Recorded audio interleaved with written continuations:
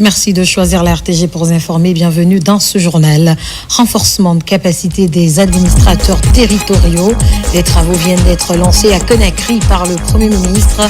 Ils sont axés sur la gestion opérationnelle du recensement biométrique des citoyens. Les échos dès le début de cette édition. Dans ce journal, nous mettrons un accent particulier sur l'entrepreneuriat agricole en nous immisçant dans les secrets du succès de la tomate d'Alaba, un fruit et légume très prisé dans le monde.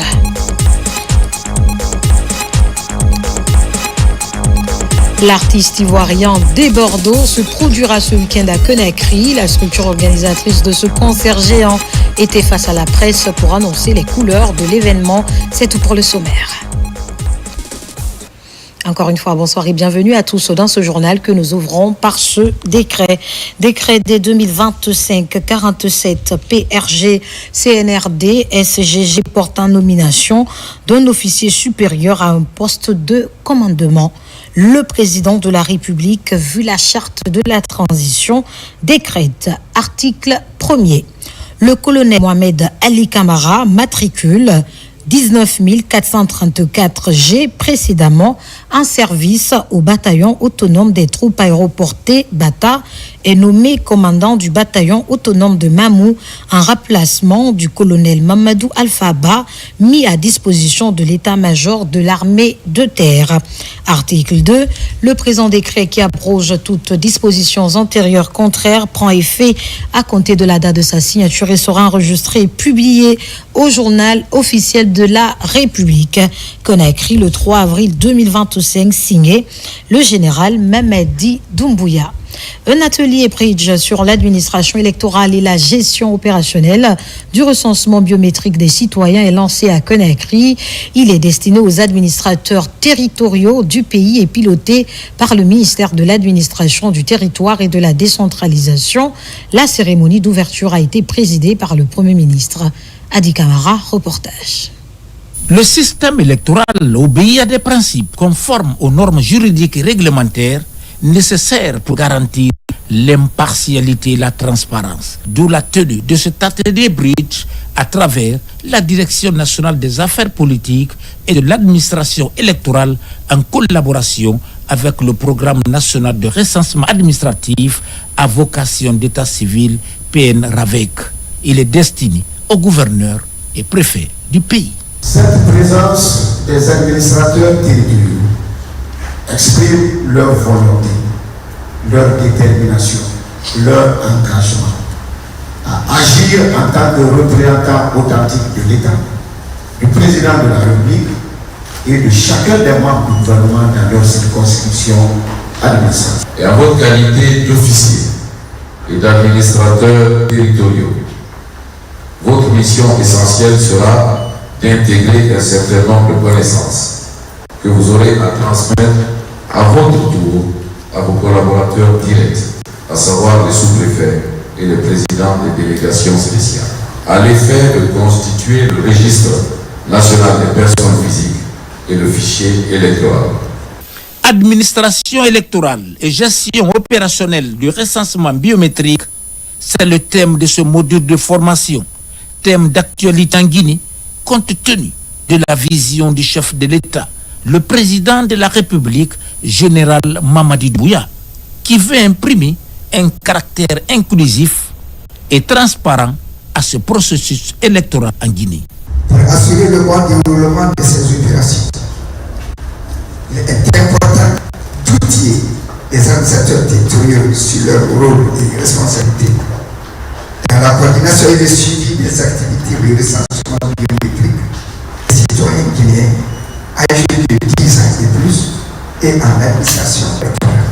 Il est impératif que chacun d'entre nous assume pleinement ses responsabilités pour la constitution concomitante du registre national des personnes physiques et du fichier électoral qui constitue une étape cruciale à l'organisation du scrutin référendaire et la tenue des élections nationales courant 2027. Le Premier ministre rappelle la pertinence de la refondation de l'État guinéen, notamment à travers la mise en place du RAVEC et du recensement biométrique des citoyens. C'est l'une des opérations les plus importantes de la période politique actuelle. Un pays qui ne connaît pas de la manière la plus individualisée ses citoyens, c'est un pays qui ne pourra pas cibler ses politiques publiques. Les instruments nous permettant de savoir qui sommes-nous, combien sommes-nous, où sommes-nous. Si on n'a pas ça, on ne peut pas, de la manière la plus efficace, mettre en œuvre des politiques publiques qui puissent être réussies et qui puissent être durables. Donc la première étape fondamentale du processus de transition, c'était de doter l'État des moyens d'assurer sa gouvernance et de l'améliorer de manière substantielle.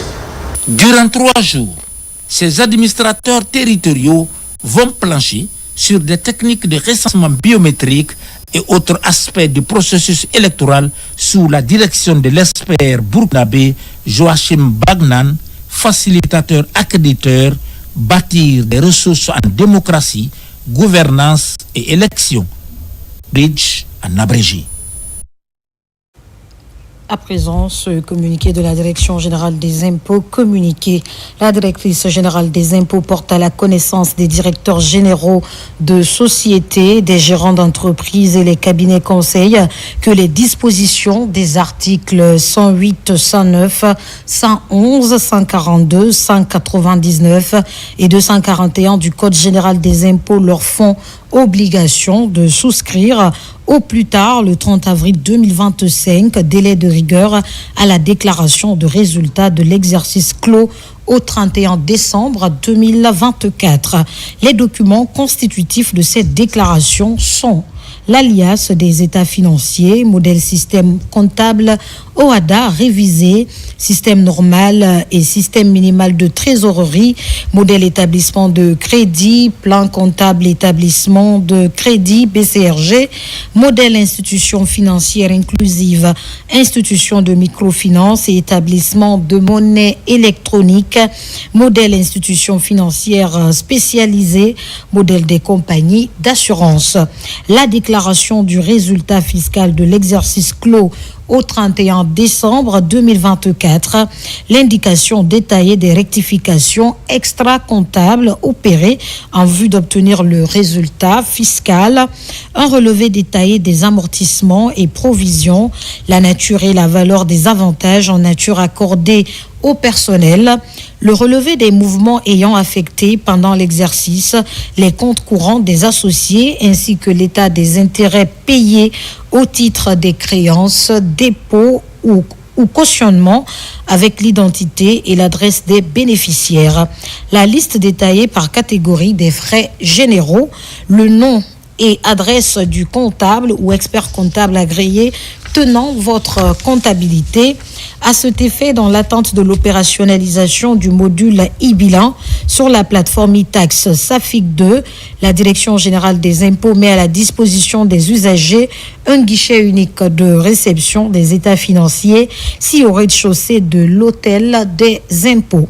Le guichet unique de réception des états financiers aura pour mission de collecter les documents des contribuables ci-dessus cités pour l'exercice clos au 31/12e mois 2024, vérifier avant leur dépôt auprès des services destinataires que les états financiers produits par les contribuables sont complets et ont été préalablement visés. Le visa doit être apposé par un membre de l'ordre des experts comptables et comptables agréés de Guinée, délivrer une attestation de dépôt de la déclaration de résultat fiscal et des états financiers, numériser les documents physiques déposés par les contribuables, gérer les bases de données physiques et numériques des états financiers, transmettre les documents physiques aux différents services de gestion. Aucune réception d'état financier n'est autorisée en dehors de ce guichet unique. La directrice générale des impôts invite au respect de ce délai de déclaration, faute de quoi leur imposition sera établie d'office conformément aux dispositions de l'article 1137 du Code général des impôts. La directrice générale des impôts s'est comptée sur l'esprit civique de chacun et de tous, connaît écrit le 3 avril 2025, signé Fatoumata Foula Diallo. Rajeunissement du personnel judiciaire. Les ministres du Travail et de la Justice ont conjointement lancé les premières épreuves de l'examen de sortie de 100 auditeurs de justice et 100 élèves greffiers. Cette phase intervient après une année de formation théorique et pratique au centre de formation judiciaire. Kerno Younoussaba pour en savoir plus. Ils sont futurs magistrats et greffiers. Ces professionnels de la justice bouclent une formation de 2 ans, dont une année en pratique judiciaire. Recrutés en 2023, à l'issue d'un concours, ces auditeurs de justice et élèves greffiers affrontent les dernières épreuves avant de devenir de véritables animateurs des cours et tribunaux. C'est le passage obligé pour tout magistrat avant de devenir magistrat titulaire et pour tout greffier avant de devenir greffier titulaire. Parce que après aujourd'hui et demain, c'est sur 2 jours et ça sera sanctionné par un classement qui va déterminer le rang de chaque candidat magistrat et de chaque candidat greffier. À l'issue de cet examen de sortie, les admis vont officiellement intégrer les professions de magistrats et greffiers, 2 corps devenus vieillissants, fortement affectés par le départ massif à la retraite ces dernières années. Par ces recrutements, le ministère de la Justice compte rajeunir l'arène judiciaire en vue de résorber le déficit en personnel. Nous sommes à un tournant très décisif, marqué par le rajeunissement de notre administration publique. Le rajeunissement de l'administration judiciaire est un enjeu majeur.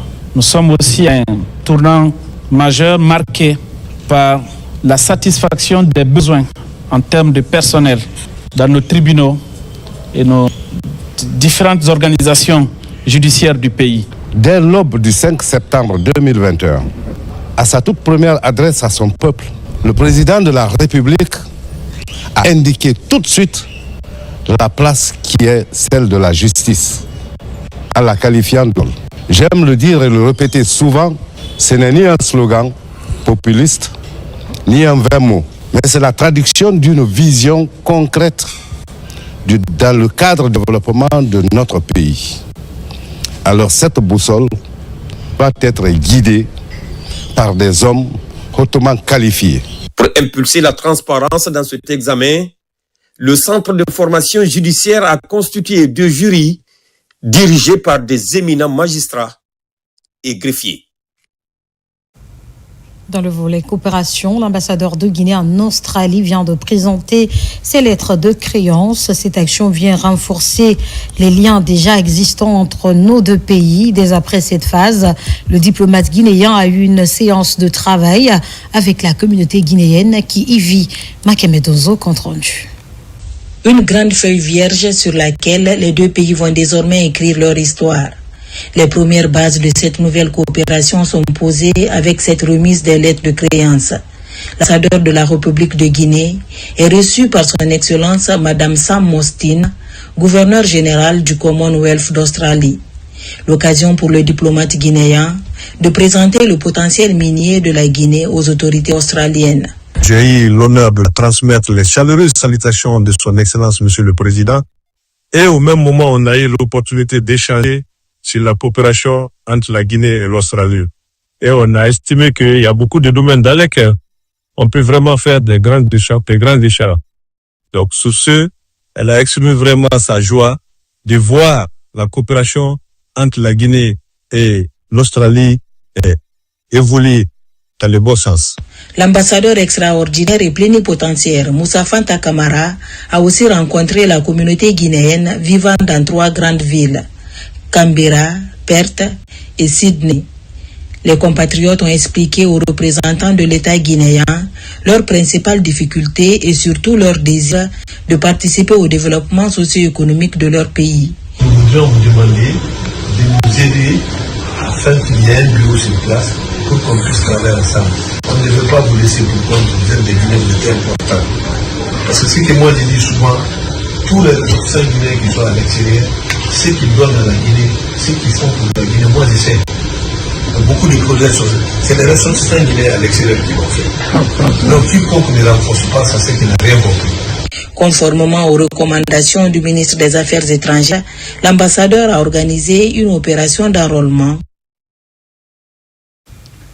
Dans l'actualité encore, les agents de l'Office national de contrôle sanitaire des produits de pêche et d'aquaculture ont de façon inopinée visité certains entrepôts de la capitale. Il était question de constater de visu les conditions de conservation de ces produits halieutiques dans ces unités de pêche industrielle, mais aussi s'assurer de la disponibilité d'une quantité suffisante de poissons, même pendant le repos biologique. Younous Atawel Kamara. À la direction générale de l'Office national de contrôle sanitaire des produits de la pêche et de l'aquaculture, les agents se préparent pour se rendre dans certains entrepôts de la capitale en vue de faire l'état des lieux. Tout a commencé ici à Sonit Pêche, où ces agents, en compagnie du premier responsable de cette direction et le secrétaire général du département en charge de la pêche, se sont rendus. À l'intérieur de cet entrepôt, ils sont venus constater les conditions de conservation des poissons. Nous avons fait un prélèvement de poissons existants dans l'entrepôt. Nous allons vérifier ici les conditions de conservation de ce produit au niveau de cet entrepôt. On vérifie la température à cœur du poisson. Nous vérifions aussi les organes organoleptiques pour vérifier est-ce que tous les paramètres sont respectés dans le cadre de la qualité des produits. Nous sommes sortis ce matin pour visiter les entrepôts et les établissements. Et le laboratoire est là pour faire des prélèvements et de l'eau et de la glace et faire l'analyse microbiologique et chimique. Ces contrôleurs sanitaires de l'ONSPA se sont rendus également à Libya Pêche et Frimère. Dans ces deux unités industrielles situées à Kaloum, le contrôle est axé sur la qualité des cartons d'emballage, les étiquettes et la conservation des produits de pêche. Nous venons voir si les manquements qui avaient été observés à l'audit sont corrigés. Si ce n'est pas corrigé, nous faisons en sorte que les manquements soient corrigés. Madame Fatima Kamara, ministre de la Pêche et de l'économie maritime, a chargé l'autorité compétente à effectuer des visites inopinées dans les établissements de traitement de poissons, dans les marchés, dans les débarcadères, afin de s'assurer que le poisson qui est mis à la disposition de la population guinéenne est de bonne qualité. Partout dans ces entrepôts, les responsables de ces unités de pêche industrielle rassurent la mission du respect de la bonne conservation des produits halieutiques de grande consommation, même pendant le repos biologique. Il y a une bonne palettisation. Parce qu'il y a l'espace entre les produits. En cas de doute sur un seul produit, quand la palettisation n'est pas respectée, ça peut contaminer tous les autres produits. Parce que la multiplication des microbes, c'est tellement rapide. C'est pour cela qu'on exige toujours dans les entrepôts de respecter la palettisation. Si vous regardez aujourd'hui le stock dans nos entrepôts, il est constitué principalement de produits halieutiques pêchés en République de Guinée.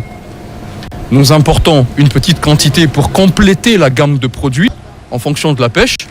À date, aujourd'hui, nous avons à peu près 4350 tonnes dans nos entrepôts constitués de produits pélagiques et démersales qui sont à la disposition de la population guinéenne. Les prochains jours, ces contrôleurs sanitaires de produits de la pêche et de l'aquaculture poursuivront leur contrôle dans le reste des unités et débarcadères de pêche dans la capitale et à l'intérieur du pays.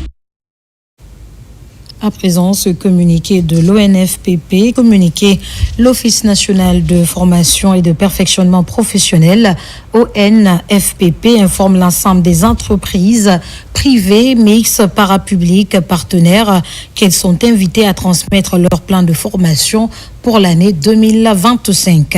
Dans le cadre de sa mission d'accompagnement et de développement des compétences, l'ONFPP réaffirme son engagement à poursuivre ses activités d'amélioration continue des ressources humaines au sein de ses entreprises partenaires.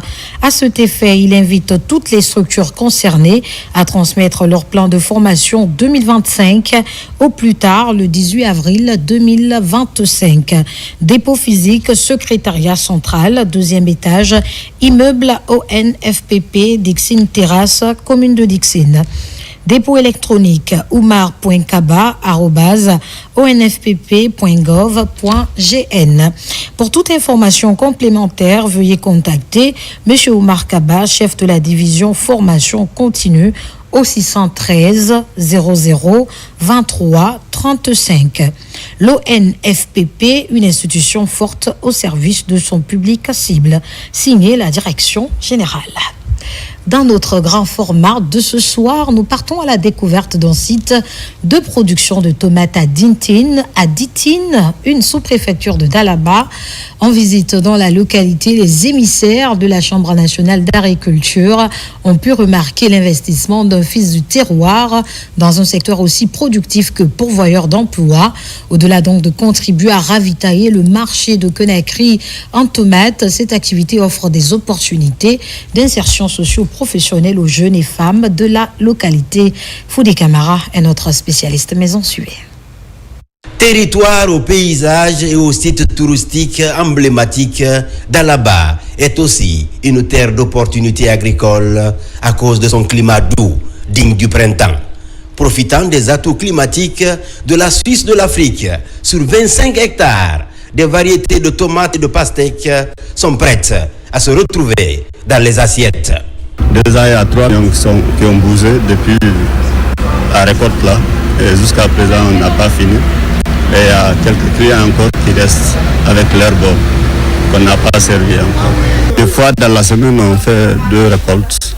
La cadence de la récolte est bien respectée pour éviter les pertes dans ce domaine valorisé par El Hadj Ibrahima Bari, un jeune paysan modèle, un fils du terroir qui s'implique depuis 3 ans dans la dynamique développement territorial de Ditine. Au début, j'avais des difficultés parce que quand tu commences l'investissement, tu dois vraiment avoir des conseils à côté de toi. Il y a d'autres qui me disaient il ne faut pas prendre ton argent et aller en brousse et investir. Mais avec l'arrivée de CNRD, il m'a rassuré de continuer l'élan que j'ai commencé. Dans ce périmètre de Ditine, toutes les techniques culturelles sont réunies pour une bonne exploitation agricole. 3 bassins d'eau alimentent le périmètre. Des bassins soutenus par un système d'irrigation goutte à goutte. Et les variétés de tomates sont choisies en fonction des conditions climatiques et du rendement à l'hectare. Des dispositions qui offrent de l'emploi aux jeunes et aux femmes du terroir. Comme vous le voyez, l'impact est immesurable même. Parce que là, depuis son installation ici, la population trouve du travail, les revenus sont là, le manger est là. Le nom de Ditine est partout maintenant. Ditine est reconnue terre d'agriculture. Donc, bref, c'est positif pour nous, pour la commune et pour la communauté. Après la production dans le volet commercialisation, par semaine, plus de 6 camions font la navette entre Ditine et Conakry. Des opérations commerciales assurées en grande partie par les femmes venant de Conakry. Des femmes qui arrivent aussi à tirer leur épingle du jeu. Nos sacs, une semaine, je prends un camion ici, j'amène à Conakry à Mototo. Je vends là-bas. Je compte pour lui, très bien, très bien. Parce que nous, eux deux, quoi. Parce qu'on gagne ici. Les difficultés, la route n'est pas bonne. Parce que avant, on bouge ici le 20h, à 3h50, on vient. Mais à l'heure là, si je bouge vers 16h, jusqu'à l'heure de 6h comme ça, on arrive à Conakry. Côté difficulté, pour sécuriser les investissements dans une filière de produits périssables comme la tomate, ce jeune agripreneur plaide pour l'obtention des chambres froides et des dispositifs de stockage pour éviter les pertes post-récolte. À la contrainte de conservation s'ajoute la concurrence des tomates importées qui inondent le marché. Je ne peux pas dire je peux couvrir la Guinée à 100%, mais les produits que je suis en train de faire, la production qui est en train de sortir ce mois ici, vraiment j'ai des difficultés pour écouler les produits. Parce qu'à l'heure où je vous parle, il y a 3 camions qui ont quitté ici. Je pense que le marché des Matoto est inondé. Il nous faut au moins 3 camions encore pour charger. Il n'y a même pas là où mettre les tomates. On est obligé de mettre les tomates sur terre. Donc, à ce point, vraiment, je demande à ce que l'État, qui a commencé à m'appuyer, qu'il continue. C'est un producteur qui est à un niveau de maturité absolue, il faut le dire.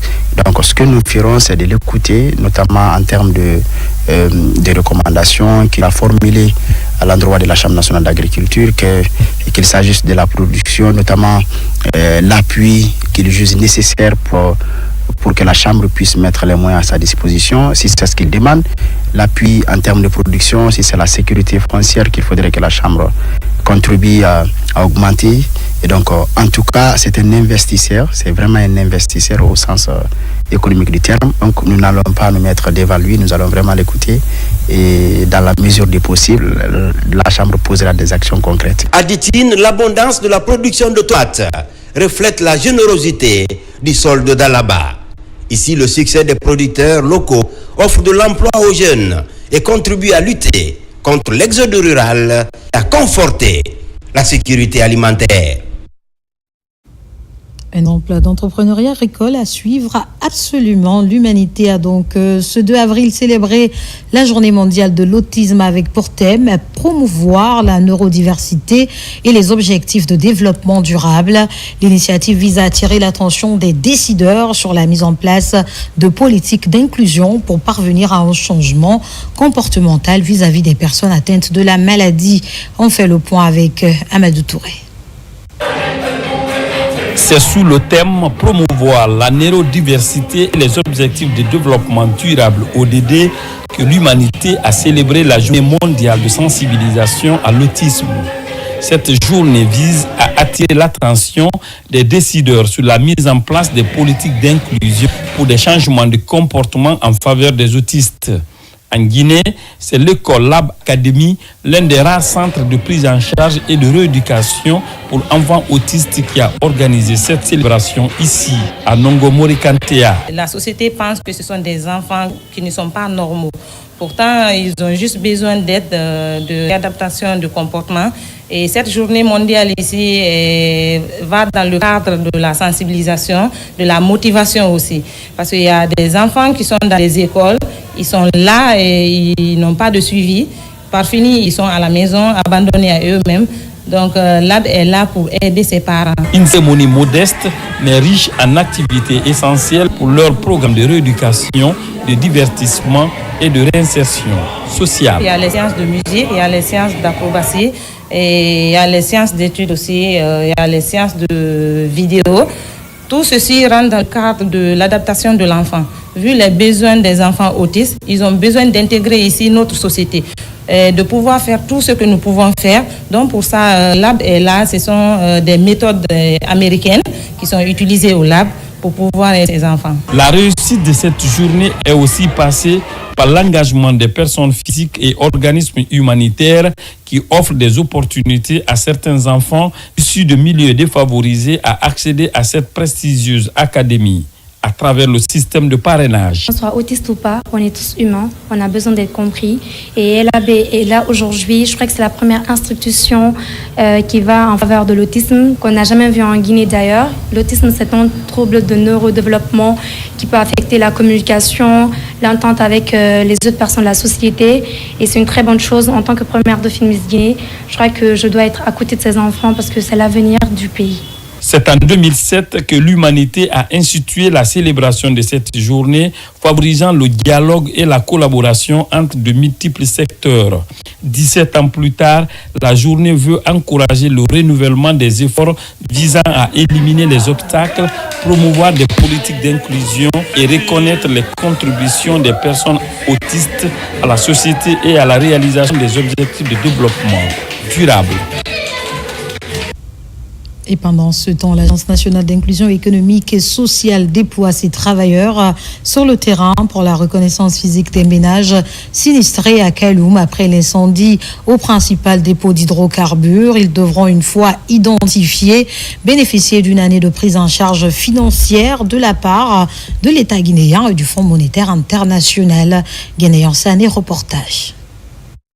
Près de 30 assistants communautaires sont déployés dans la commune de Kaloum par l'Agence nationale d'inclusion économique et sociale ANIES dans le but d'une vaste opération de reconnaissance de 3689 ménages sinistrés. Il s'agit des activités de vérification de l'adresse des ménages en vue de l'organisation efficace des transferts monétaires. D'abord, reconnaître physiquement les bénéficiaires, les sinistres de l'incendie de Kaloum pour permettre les assistants communautaires de l'ANIES de faire le suivi sur le terrain, de mettre à jour les informations des bénéficiaires sinistrés afin de pouvoir récolter les données réelles et justes sur le terrain. Cette supervision prépare une assistance sociale aux sinistrés. Mais pour préparer ces assistances-là, il faut envoyer la base de données que nous avons reçue de l'Angus, faire une reconnaissance physique des bénéficiaires, c'est-à-dire les noms que nous avons reçus de la part de l'Angus. Il faudrait que nos assistants communautaires avec les superviseurs passent de porte à porte pour voir si les noms-là sont conformes aux données envoyées par l'Angus. Ces ménages ont bénéficié pendant un an des transferts monétaires pour les aider à se reconstruire. Cette initiative est financée par le FMI dans le cadre d'une facilité de crédit accordée au gouvernement guinéen.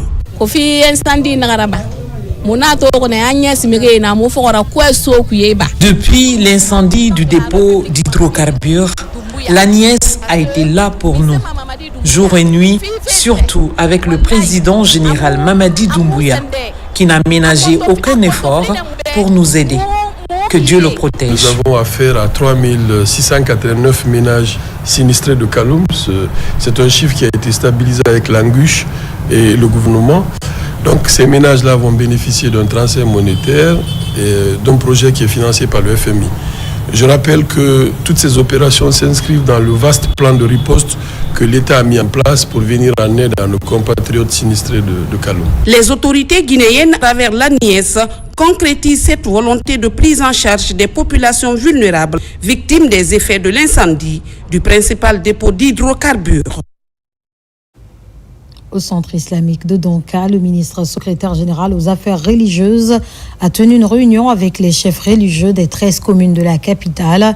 Il était question de prendre des mesures disciplinaires contre certains imams qui ont préféré attendre lundi pour célébrer l'Aïd el-Fitr au lieu de dimanche, date officielle retenue par les autorités de tutelle. Marwan Kamara, Soriba Bangoura. Suite à l'annonce des autorités à travers le secrétariat général des affaires religieuses, les fidèles musulmans de Guinée ont célébré la fête du Ramadan le dimanche dernier sur toute l'étendue du territoire national. Mais certains imams n'ont pas respecté cette instruction des autorités religieuses.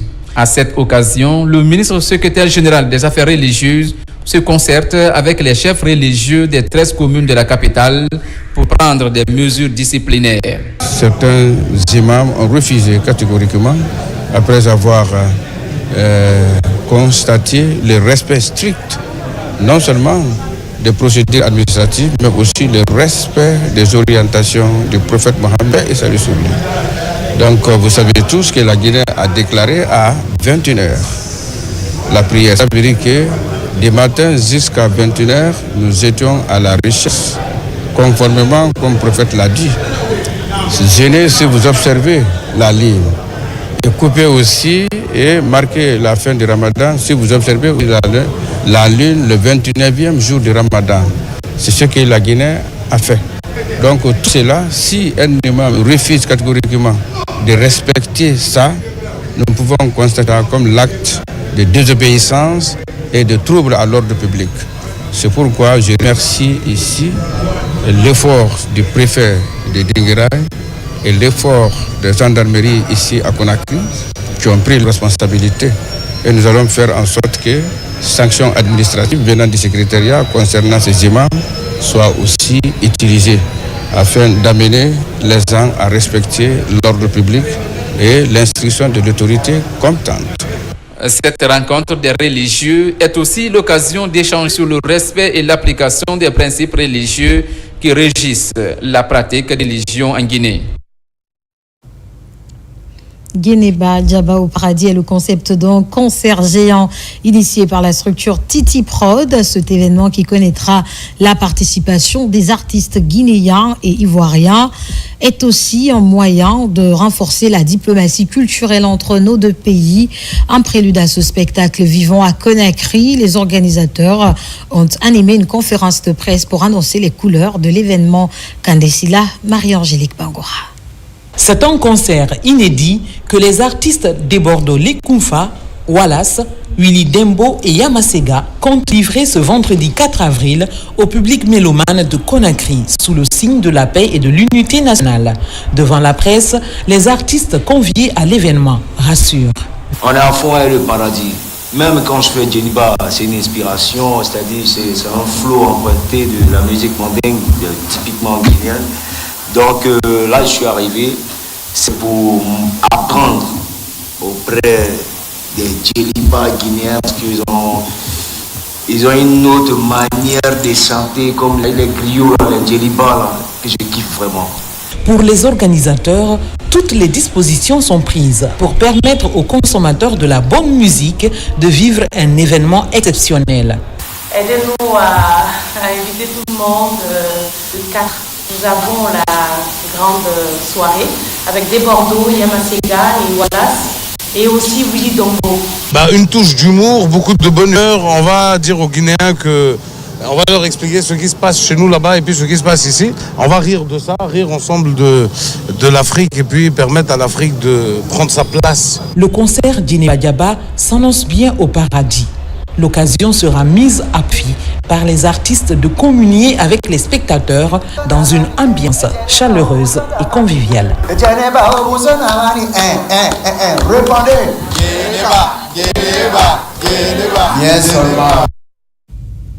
À l'international, le bilan s'alourdit suite au terrible séisme qui secoue le sud-est de l'Asie depuis la semaine dernière.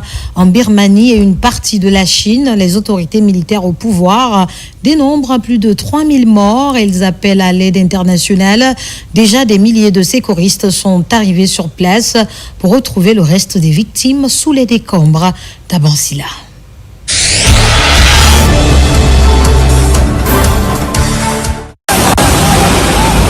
Le bilan du puissant séisme qui frappe la Birmanie depuis vendredi passe désormais à plus de 3000 morts, alors que 381 personnes sont toujours disparues 6 jours après la catastrophe, a annoncé la junte au pouvoir jeudi. Dans la capitale thaïlandaise, où l'effondrement d'un immeuble de 30 étages en construction a fait au moins 22 morts, les recherches se poursuivent pour retrouver quelques 70 disparus. C'est un puissant séisme qui a potentiellement englouti une partie du centre de la Birmanie avec une magnitude de 7,7. Le drame a occasionné des secousses qui ont été ressenties jusqu'en Thaïlande voisine, provoquant notamment des scènes de panique à Bangkok. À date, plus de 1000 secouristes étrangers sont arrivés en Birmanie dans le cadre de la mobilisation internationale pour épauler des services locaux sous-équipés face à une telle crise. Les opérations de sauvetage ont permis d'extraire vivants des décombres environ 650 personnes selon un média de la place. De nombreux habitants dorment encore dehors, soit parce qu'ils ne peuvent plus retourner dans leur maison en ruine, soit parce qu'ils craignent d'autres repliques. La junte en Birmanie a annoncé mercredi un cessez-le-feu jusqu'au 22 avril dans le but d'accélérer les efforts de secours et de reconstruction en vue de maintenir la paix et la stabilité dans le pays.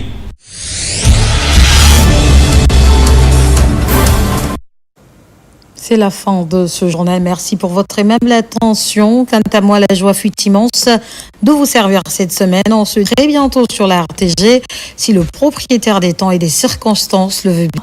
Guinée, notre paradis, terre de richesse, d'opportunités et d'innovation. Bonsoir.